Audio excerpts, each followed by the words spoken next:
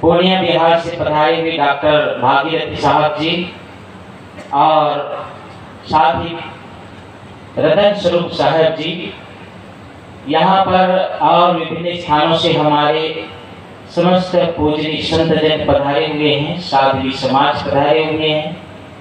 मैं सबको नमन करते हुए आज अंतिम दिवस का सत्संग के रूप में ये अंतिम सत्र है। इस सत्र में हम संतों को सुन रहे हैं। अंतिम सत्र है तो मैं अपनी बात कहूं, मुझे जो अवसर मिला है, किसी एक विचारक ने बड़ा सुंदर कहा था कि अंत को ध्यान में रख के शुरुआत करें। अगर हम अंत को समझ लेते हैं, किसी भी चीज का अंत क्या है, परिणाम क्या है, जिसको हम परिणाम कर सकते हैं, जन्म का परिणाम क्या है, उसको अगर हम समझ लेते हैं, हम जो भी काम कर रहे हैं उसके परिणाम में क्या आने वाला है, इसको अगर हम समझ लेते हैं तो हमारे जीवन में किसी भी तरह से गलतियां नहीं होंगी, हमको समझाने की जरूरत नहीं है। क्योंकि अगर हम परिणाम को ध्यान में रख करके शुरू करेंगे तो गलत नहीं करेंगे। मूल में हम लौटते हैं मानव जीवन और मानव जीवन का लक्ष्य। मानव जीवन को हम सब प्राप्त किए हैं। सभी खानियों में मानव जीवन को श्रेष्ठ जीवन कहा गया है। श्रेष्ठ जीवन कहने के लिए मूल में क्यों है? क्योंकि जो मानवेतर खानी है वहां पर भोग भूमिका है, लेकिन मनुष्य जीवन अगर अपने जीवन को समझ ले मनुष्य, तो मनुष्य से बड़ा कोई देवता नहीं। और मनुष्य अपने जीवन को न समझ पाए और गलती करे तो मनुष्य से बड़ा कोई दानव नहीं। जानवर कहीं जाएगा, उसको खाना है, जितना खाना है खा करके आ जाएगा। जो जिस खाने के जानवर है वो अपने प्रकृति में जीते हैं। गाय कितनी भूखी हो, उसको मांस डाल दिया जाए वो नहीं खाएंगे, वो अपने प्रकृति में जीते हैं। लेकिन मनुष्य ऐसा है कि ये न समझ ले तो घास अर्थात सात्विक आहार तो करता ही है, प्रकृति से प्रदत्त शाकाहार तो लेता है, लेकिन जो नहीं समझता है वो मांसाहार को भी ग्रहण कर लेता है। इसमें समझ का मूल अंतर है। मानव जीवन को श्रेष्ठ इसलिए कहा गया है क्योंकि मानव के पास में मनन की शक्ति है, विवेक की शक्ति है। इसलिए मनुष्य को सभी प्राणी जगत में सर्वोच्च कहा गया है, क्योंकि इनके पास में मनन की शक्ति है। और शास्त्रों ने तो कह दिया कि देवता लोग भी मानव जीवन को पाने के लिए तरसते हैं। भाव को समझना है कि देवता लोग भी मनुष्य जीवन को पाने के लिए क्यों तरसते हैं, क्योंकि मानव जीवन में मोक्ष की बातें हैं जो सबसे महत्वपूर्ण है। कि हम जन्म और मरण के चक्र में भटक रहे हैं। सारे शास्त्रों का जो मूल है, सारे धर्मों के निचोड़ में है कि मनुष्य अनादिकाल से जन्म और मरण के दुष्चक्र में चल रहे हैं। पुनरपि जन्म पुनरपि मरणम, जन्म और मरण के चक्र में हम चल रहे हैं। तो हम ये बार बार जन्म मरण जिसको हम कह लें, या जीवन में दुख है, दुख का पूर्ण अंत कैसे मिलेगा, दुख का पूर्ण अंत कैसे मिलेगा और इसके लिए हमें क्या करने की आवश्यकता है, इसी को बताने के लिए संत गुरुजन, महापुरुष और सदगुरु जो स्वयं जगे, सदगुरु कबीर साहब इस धरती पर आए और उन्होंने देखा कि लोग धर्म के नाम पर, सुख के नाम पर, शांति के नाम पर लोगों को बरगला रहे हैं। कहीं पर लोग सुख के लिए इधर उधर लोगों को भटका रहे हैं। साहब ने कहा कि इधर उधर भटकने से भूल करके जो भटकाओ, लोग कहते हैं कि सब आपके जीवन में दुख है तो दुख को समाप्त करने वाला कोई ऊपर है जो आपके दुख को दूर करेगा। लेकिन साहब ने कहा कि सब घट मेरा साइया सुनी सेज न कोय, बलिहारी तेई घट की जा घट परगट होए। साहब ने कहा कस्तूरी कुंडल बसे मृग ढूंढे बन माही, ऐसे घट घट राम है दुनिया जाने नाही। जो 3 माही तेल है चकमक माही आग, और तेरा साई तुझ में जाग सके तो। हम अपने लक्ष्य को बाहर ढूंढ रहे हैं और गोस्वामी जी ने कहा है गो गोचर जहां लग मन जाई, सो सब जाने हो माया भाई। जहां पर इंद्रियां और इंद्रियों का क्रम विषय मन जहां तक जाता है वो सब माया का स्वरूप है। जब कल्पना आप करते हैं कि कहीं पर ईश्वर का दर्शन हो रहा हो, कितने भी कोई लोग तपस्या कर ले, कितने भी लोग कोई भी क्रम को पूरा कर ले और उसके बाद में कोई ईश्वर को प्राप्त करना चाहे। एक व्यक्ति ने कहा, मैं मंत्रालय गया हुआ था अभी 2 दिन पूर्व, तो वहां पर एक अधिकारी ने कहा कि मेरी माँ जो है वो चिता में जल रही थी। उस समय मैं सोच रहा था कि मेरी माँ मेरे लिए कितना सोचती थी, लेकिन मैं सोचता था कि मेरी माँ अपने लिए क्या क्या करके गई है वो मुझे विचार करना है कि क्या वो मेरे लिए लगी रही या अपने लिए कुछ की है। वो उस भाव को कह रहे थे कि मनुष्य अगर आया है और वो क्या कर रहा है। साहब कहते आए हो तुम कहां से और जाओगे कहां, इतना ही बस विचार लो, बस हो गया भजन। मन की तरंग मार लो, बस हो गया भजन। तो महत्वपूर्ण है कि हम अपने जीवन को किस तरह से जीते हैं, क्यों जीते हैं, इससे अगर हम परिचित ना हो। मैं उस बात को लाया था उदाहरण को। वो अधिकारी ने कहा कि अगर भगवान की उपासना मैं करता हूँ, भगवान अगर प्रकट हो जाए तो मैं भगवान से क्या मांगूंगा, मैं भगवान से क्या मांगूंगा? वही धन दौलत जो नष्ट होने वाला है, जो मेरी माता सारे चीजें छोड़ करके गई, जो कुछ नहीं ले जा सकी, क्या मैं वो मांगूंगा?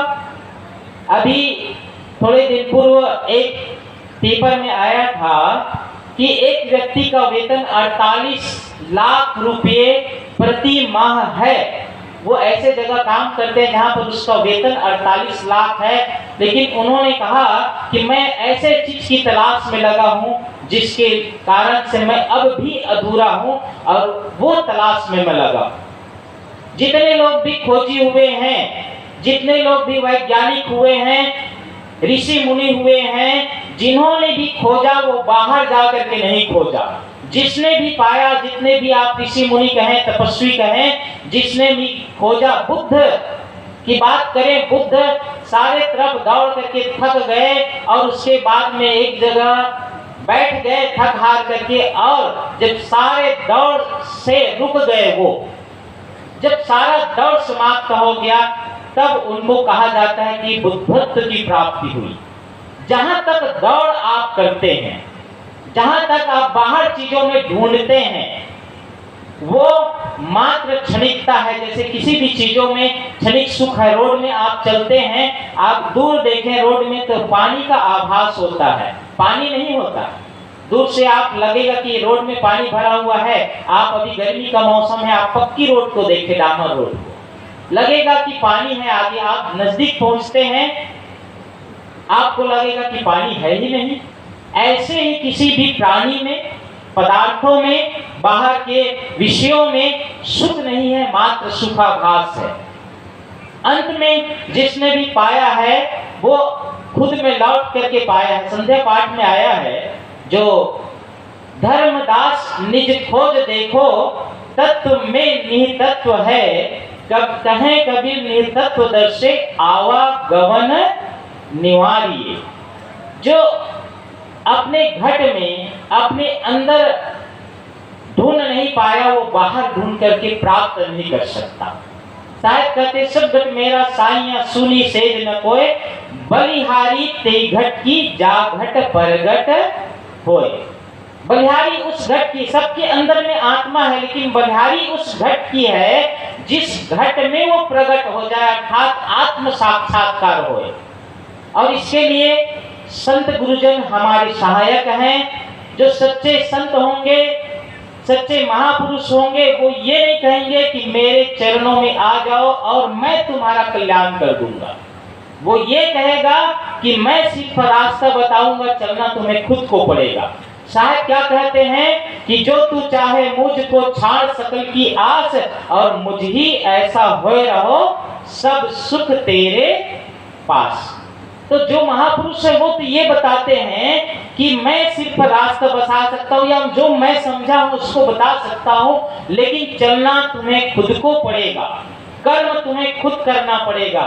और इन सब के मूल में शरीर, दूसरा है आत्मा, और इनके मूल में है मन। साहब कहते हैं कि एक साधे सब साधिया, सब साधे एक जाए, जैसा सींचे मूल को फूले फले अघाए। सारे चीजों के मूल में आप लौट करके देखेंगे, सारी चीजों के मूल में आप लौट करके देखेंगे तो मन है। इसलिए कहा है मन के हारे हार है, मन के जीते जीत। मन है। अब ये बात आती कि मन कितना क्या है जिससे हम डरते हैं। शायद कहते हैं कि ये मन बड़ा की जय मन माना, और राम बड़ा की राम ही जाना, भ्रम भ्रम कबीरा फिरे उदास, और तीर्थ बड़ा की तीर्थ का दास। ये मन बड़ा की जय मन माना, ये मन बड़ा है कि मन को बनाने वाला बड़ा है। जिस राजा का राज्य में मंत्री सर्वस्व करने लगता है और राजा ध्यान नहीं देता है, तो एक दिन ऐसा आता है कि वो राज्य चौपट हो जाता है। ऐसे ही हमने मन को आगे करके रखा है। कुछ भी होता है तो कहते हैं क्या करें भाई, मन नहीं मानता है। यहाँ पर बैठे थोड़ी देर में उठ करके मंच के पीछे जाएंगे, कोई माचिस लेंगे और पीछे आए, कैसे का सत्संग में नहीं गया, बैठे रहे हो लेकिन थोड़ा मन होती सागर पिछुड़ा है ना। कितने पुराने पुराने भक्त है, बहुत साथी चौपाई याद है, लेकिन थोड़ा हाथ में लेके कभी कभी ऐसे मलते रहे, क्या कर रहा हो, ऐसे कर लेंगे, तंबाकू मल रहा होता है, छूटता नहीं। समझने की जरूरत है।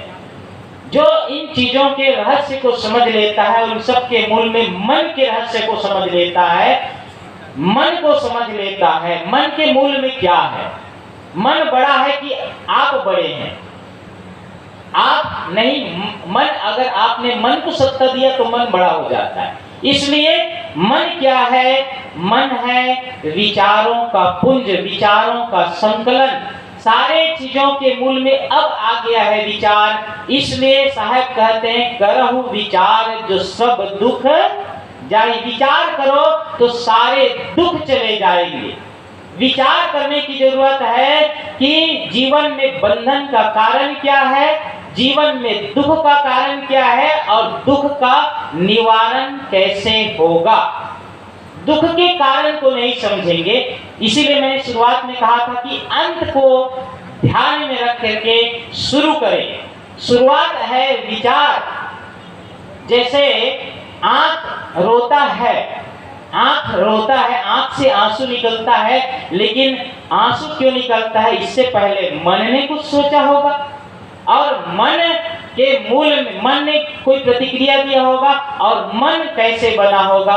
मन कैसे बना होगा? इसके मूल में है विचार। इसलिए सारे शास्त्रों का एक निचोड़ है कि हम अपने मन को अच्छा कर लें। संतों ने कहा मन को अच्छा करो। साहब कहते हैं कि कबीर मन निर्मल भया जैसे गंगा नीर, और पीछे पीछे हरि फिरे कहत कबीर कबीर। मन को निर्मल कर लो। अर्थात मन निर्मल कैसे होगा? मन है विचारों का संकलन। मन को निर्मल करना है तो विचार को निर्मल करना होगा।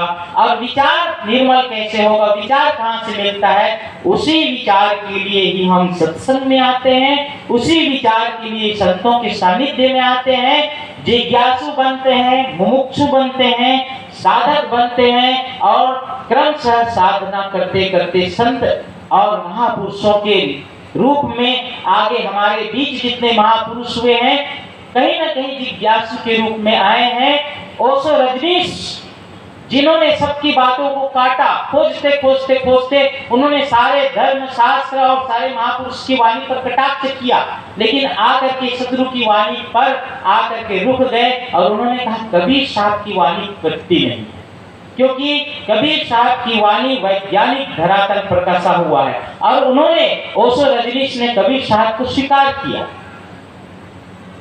इसलिए हम सबको चाहिए, सदगुरु कबीर साहब एक ऐसे महापुरुष हुए हैं जिन्होंने लोगों को भटकाने से, जो लोग भटका रहे थे उससे जगाया और कहा कि मोको कहाँ ढूंढे बंदे, मैं तो तेरे पास में। इसलिए हम सबको चाहिए कि अपने अंदर के छिपे हुए उस परमात्मा को जगाएं, अपने अंदर जागृति लाएं, अध्ययन, चिंतन, मनन, ध्यान, साधना और आत्म अवलोकन से अंदर की यात्रा करें।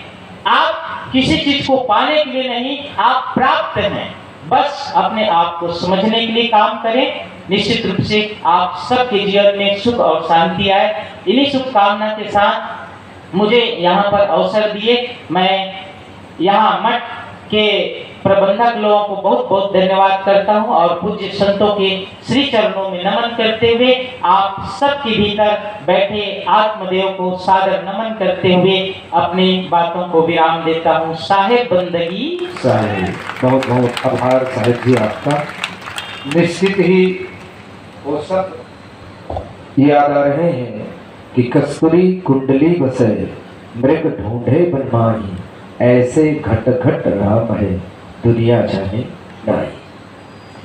उस मोर की खोज में दुनिया लगा हुआ है और वो मोर कहीं बाहर नहीं, बाहर खोजन माँ जामत सजनी, पिया घट बीच विराज रही। ये भाव आपने देते हुए हम सबको सत्संग लाभ दे रहे थे। आभार पुनश्च और निवेदन कर रहा था मैं